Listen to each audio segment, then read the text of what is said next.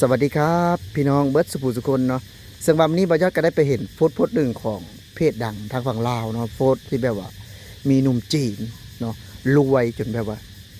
จูดธนบัตรลาวทิ่มแล้วก็ทิ่มลงทางกระเยื่อประมาณ10 ล้านพี่น้องเนาะทิ่มลงทางกระเยื่อแล้วบอยอดก็ได้ส่งให้ทางบ่าวต้นเบิ่งแล้วแล้วก็บ่าวหลังเบิ่งแล้วเนาะก่อนอื่นก่อนใดก็ขอกราบสวัสดีครับบ่าวหลังครับโอ้สวัสดีครับผม FC เบายอดเบิร์ดสุขุทุกคนสวัสดีครับ สวัสดีครับบ่าวต้นครับสวัสดีครับผม FC เบายอดเบิร์ดสุขุทุกคนเนาะวันนี้มาพอกันคือเก้าอยู่โซนที่เก้าทุกคนหลังจากเลิกงานแล้วกันเนาะคือเก้าเนาะวันนี้ก็เอา3 คนมาเจอมาพ่อกันคือเก้านัดไม้คือเก้าแมนก็เป็นหอเป็นนั่งก็ต้องมานั่งอยู่ในสวนบรรยากาศเย็นๆพี่น้องเอ้ยฝนตกความได้มีไฟแสงสว่างฝนตกมื้อนี้ทางนนทบุรีมื้อนี้เนาะอากาศดีถือว่าบอยอดก็ได้ให้เบิ่งไปเลยเนาะไอ้โพสต์นั่นน่ะคืออยากถามนะว่าถ้าหากว่าก่อนในถ้าเกิดในกรณีนี้นะถ้าหากว่าอยู่ทางฝั่งประเทศไทยนี่สิอยู่ประเทศใดบ่แบบนี้นะบ่ได้เพราะว่าเหยียบยามพระเจ้าอยู่หัวเนาะ อ๋อผมมีพระคุณต่อแผ่นดินไทยผมเป็นเจ้าของประเทศนะอันนี้คืออยู่ประเทศลาวก็คือว่าอยู่ในธนบัตรเงินกีบก็คือมี6,000 ไกรสอนอ๋อบ่ พันไกรสอนก็คือแบบว่ามีหลายๆคนเสิร์ชสู้ทันไกรสอนเนาะบ่ว่าแต่สภาแห่งชาติหรือว่า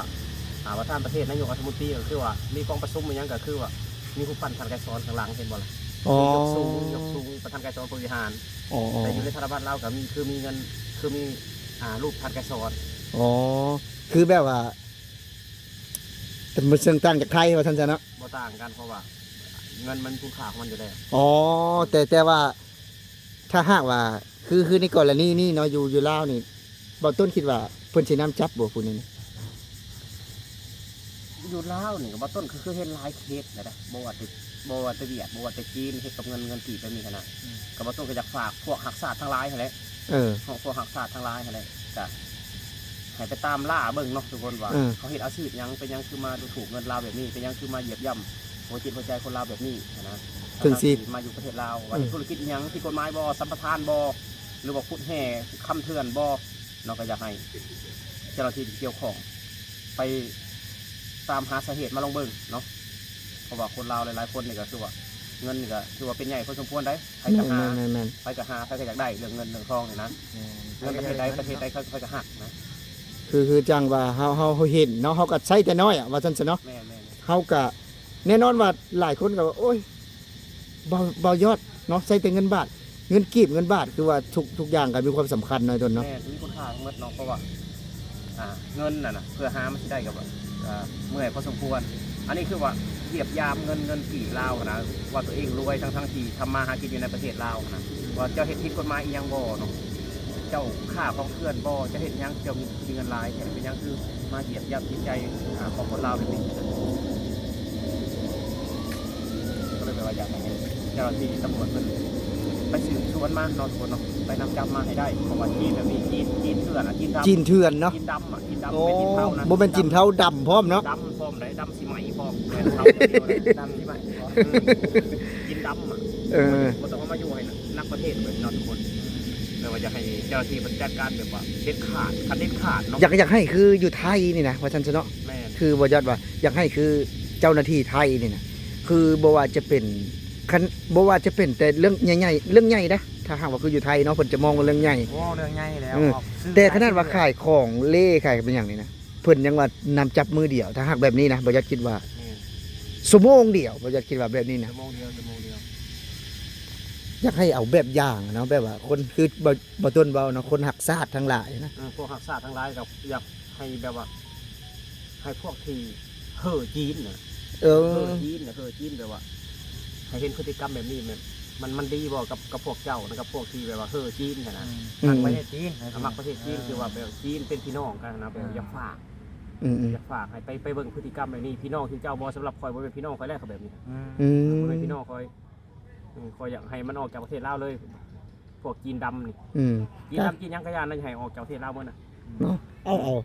เอาคนที่ดีๆซะเข้าไปอยู่เนาะบ่ดีก็บ่ให้เขามานะจีนนี่บ่มักเนาะบ่มักบ่ต้นเว้าเต็มปากเลยว่าบ่มักในจีนนี่เนาะคันไทยนี่ตอนรับ 100% ตอนรับ 100% บ่ว่าแต่อยากให้แต่มีบริษัทไทยเข้าไปเนาะแม่นอยู่บริษัทไทยก็หลายนะคือบ่อนบริษัทไฟฟ้าแรงสูงใกล้ๆบ่ต้นสร้างบ้านก็คือบริษัทของคนไทยอ่ะอ๋อคือบ่ต้นมัก มากประเทศไทยอ่ะถ้าจีนนี่เป็นยังไงก็จีนดำจีนขาวจีนหยังกระยาจีนเหลื่อมคือทองบ่ต้นก็บ่อยากได้บ่อยากได้ บ่มักว่า บ่ ซั่น มักอยากอยู่แต่ลาวเลยอย่างเดียว ๆคือมันหลายอย่างเนาะที่เฮ็ดให้เฮาแบบว่าบ่มักแล้วก็เฮ็ดให้เฮาแนมเบิ่งก็คันเว้าแล้วก็คือบ้านนอกเขาก็เหม็นหน้าบักนี้เด้เนาะก็เนาะแล้วเออ คือบ่ต้นบ่มักอะไรบ่ต้นว่าเต็มปากเลยว่ะแต่ขนาดเพลงจีนในโทรศัพท์บ่ต้นยังฟังบ่ฟังอ่ะ อืม อืม เอาเพลงจีนนี่บ่ลังก็มักบ่ล่ะ บ่แล้วฟังยังบ่เข้าใจเนาะสิมักได้จังได แต่ขนาดแฟนบ่ต้นเปิดในโทรศัพท์บ่ต้นยังหายอ่ะบ่ต้นบ่อยากฮู้ยินอ่ะ เออ เพลงจีนอ่ะ บ่ อืม คือว่าจังซั่น คลิป TikTok จีนบ่ต้นก็นิกนี้โลดอ่ะ เจียงยงเจียงเยวนะ บ่ต้นบ่มักเอาบ่ต้นบ่มัก เออ บ่เต็มปากเลยไผสิมักยังไงย่าไผสิว่าจีนพี่น้องลาวไผสิว่าชาติสัมพันธ์ลาวจีนก็ย่าบ่ต้นบ่มักบ่เต็มปากเลยยืนยันเลย อันนี้ก็คือกัน นอนยันพร้อม ขึ้น กระโดดยันพร้อมบ่มัก บ่มักโดยการเป็นส่วนตัว แม่ บ่มัก อืม บ่ได้มักก็ย่าแต่ว่าเฮาบ่มักเนาะ เขาสิเป็นเมียเฒ่าแก่จีนหรือว่าเฒ่าแก่จีนเอาผัวจีนแล้วรวยก็ย่ามันบ่ต้นบ่มัก อืม แบบว่าเฮ็ดให้เงินลาวเฮาแบบนี้แฮงบ่ต้นแฮงบ่มักเลย เนาะมาเฮ็ดพฤติกรรมที่บ่เหมาะสมนี่ ไปหาตรวจเงินตรวจทองอยู่ในที่ให้ที่หน้าประชาชนก็ประชาชนหายว่าคือซื่อมันซูซีอ่ะ อืม จะโลอยู่หั่น มันคือเฮ็ด บ่ฮู้จักหยังเลย คือบ่ฮู้จักหยังเนาะ นั่นแหละบ่ต้นอยู่เบื่อขี้หน้ามันน่ะ อืม อืม คือเพิ่นที่เวลาเพิ่นจะเข้ามาเนื้อที่เนาะหรือว่าเนื้อที่ประชาชนที่เพิ่นเอาแนวยามไปอีกเด้เนาะ แนวยามเลยหาเงินหาทองหาแนวนั่นน่ะ ของมีค่ามันยังเข้าไปได้เนาะ แม่น อืม คือว่าแบบมารยาทก็กินไส้ทิมหั่นนะอืม มากินไส้กับทิมหั่นแบบว่าบ่ฮู้จักแบบว่าเกรงใจเจ้าของบ้านอืม เอาไปเอามาแล้วนั่นคนจีนน่ะสิคมคนลาวอ๋อแท้ๆ มันก็คมอยู่แล้ว ประ ส เท มื ศ อมันก็คมอยู่แล้วสมือเนี่ย เออ คมอยู่แล้วที่บอกส่วนมันส่วนหยังมันจากได้ก็คือมันเอาไปอ่ะ ต้องเสียให้มัน ต้องให้มันน่ะเฮ็ดอะไร ก็เป็นใหญ่เนาะ มันก็บ่ว่าใหญ่ดอกว่าดินหลัด อืม หลัดสัมปทานว่ะ กับหนึ่งก็คือเว้าแหละครับว่ารัฐสัมปทานก็มันก็อาจจะบ่แม่นเสมอไปนะพื้นที่เฮาอยู่มาก่อนน่ะ แต่ว่าคือเว้าแหละคนลาวเฮาอ่ะก็คือบ่ยอดเนี่ยว่าซั่นซะเฮาบ่ได้เฮียนน่ะ เขาตัวบางคนน่ะ นี่น่ะ ผู้มีอิทธิพลในท้องถิ่นน่ะส่วนหลายนะบ่จะคิดว่า ก็นั่นแล้ว มาตัวแล้วพัดถ้าหากคือเฮาบ่พร้อมกันนี่มันก็บ่สามารถเฮ็ดได้สมมุติว่าคือบ่ยอดเนาะที่บ่ยอดถึกบ่ยอดบ่พร้อมแล้วบ่ยอดอยากไปประท้วงเนี่ยบ่ยอดอยากไปเสนออะแต่บ่ยอดก็บ่ไปบ่ได้ผู้เดียวมีหมู่บ้านหนึงนะในบ้านบ่ยอดนะปกติมันถึกโครงการมืดดุดที่ให้ที่นานี่หมดเลย แต่ว่ามีหมู่บ้านหนึงเขาพร้อมกันน่ะบ้านน้ำม่วงไหนต้นอยู่ใกล้ๆบ้านเจ้านะเขาพร้อมกันเขาก็จะไป30-40ครอบครัวเขาไปประท้วงว่าเขาบ่ให้ เพราะว่ามันถึกหลายเทื่อแล้วมันจะเบิดแล้วนากินก็เดี๋ยวนี้เขาก็ยังเฮ็ดนาได้สบายนะ แล้วก็นั่นอยู่แล้วมันบ่แม่นนะรัฐสัมปทานมันคือนายทุนน่ะมันคือนายทุน ส่วนหลาย และนักการเมืองท้องถิ่น อืม คือนายทุน วันนี้บ่จะคิดว่านะ แบบว่าเขามาตัวว่ารัฐจะได้ที่จริงรัฐบ่ฮู้หยังเลย แม่น แค่มาตัว นายกบ่ฮู้หยังเลยว่าเฮ็ดอยู่นี่เฮ็ดโครงการนี้บ่ฮู้ แม่น มีแต่มาตัวเอาประชาชนเลยว่าคือดีรัฐอยากได้ที่จริงมันบ่ได้แม่นคือคนบ้านเฮาพ่อแม่เฮาแฮงบ่ได้เรียนหนังสือซ้ำผัวก็บ่ทันสมัยซ้ำบ่ได้เรียนโทรศัพท์ยังบ่เป็นซ้ำบางคนน่ะ ลาดอยากได้ก็ปล่อยให้ไป เสื้อเขา เออ เสื้อเขา คือว่าครับพังเฮาเบิ่งหลายๆอย่างนะเฮาเบิ่งนะว่าแต่รัฐของรัฐได้นี่ของรัฐได้นี่ของรัฐใช้เฮาเกิดมาอยู่นี่เนาะคือบ้านสมมุติว่าคือบ้านบ่ยอดนะก็หลายร้อยปีแล้วเฮาอยู่มานะตั้งคือเขาว่าตั้งแต่ท่านแค่บ่ท่านได้มีไอ้รัฐบาลจับนะประวัติของรัฐนะแต่ส่วนหลายบ่อยากคิดว่าก็คือเว้าหั่นนะส่วนหลายก็จะเป็นนักท่องการเมืองท้องถิ่นนะในทุนแล้วก็มาร่วมหัวกันเนาะ โอ้เขาก็เอาเงินเอายังให้แล้วก็แล้วไป จ่ายเงินเป็นก้อนหนึงก็ยอมเลยเด้ฮะ จบเลยเด้ จบเลยเด้ฮะ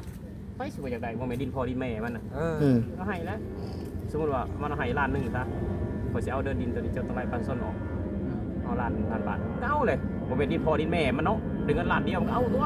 คือบ่ยอดเว้าหั่นแหละผู้เก่งก็พัดอยู่ได้บัดนี้ไอ้พวกบ่เก่งนั่นน่ะอยากได้คืนได้เขาดุดไปแล้วเจ้าไปเอาเงินไปแล้วบัดเห็นมีเจ้าหนึงอ่ะอยู่ทางลำคอยเห็นป่ะเป็นทางไอ้ลงไปเนาะคอยน่ะทางซ้ายมือของเราบ่เป็นหยังเขามันถึกหลายแล้วนะค่อยนี่บำนาญแล้วค่อยก็สิบ่มี เข้ากินแล้วล่ะว่าเบิ่งเนี่ยมันถึกแต่พูดมาพี่หลาย10ไร่นะเราก็เลยไปยืนไปนั้นแท้จริงมันบ่แม่นมันเป็นก็เป็นบางส่วนมันบ่แม่นทั้งหมดว่าแบบว่าเอ้ยเจ้าหน้าที่นั่นดิผู้ที่ของคันเทิงผู้นี้อยู่ไสกันคันเทิงกันนะ ใช่ขันเทิงว่าแบบให้งงกันนะขันเทิงไหนอยู่ใช่ขันเทิงมันคือขันบันไดนี่บ่เดี๋ยว ทางคนบ่ฮู้ก็ยอมไป ยอม จังซั่น ยอม เสียดินไปและละ แม่ คือบ้านฝรั่งก็คือกันเด้บ้านฝรั่งน่ะเสร็จแล้วเด้หน้าตอนหนึงน่ะหลายเติบผู้ใดที่ดินนั่นก็ว่าของรัฐบาลนั่นสิเขามาปลูกต้นมะยุค่าของภาษาคนไทยฮ้องต้นมะยุค่า ต้น อันนั้นน่ะบ่จะ บ้านเฮาน่ะต้นวิกบ้านเฮาน่ะ อันนั้นน่ะบ่จะคิดว่าเนาะพื้นที่ที่เฮาใช้เนี่ยมันหลายร้อยปีแต่ว่า อืม เอาต้นไม้มาปลูกอะ อืม ต้นไม้บ่แม่นต้นไม้ที่สงวน แม่ ขนาด นายทุนก็ต้นตัดแล้วก็ไปขายเขาโรงงานก็มาเข้าได้ อืม อ่า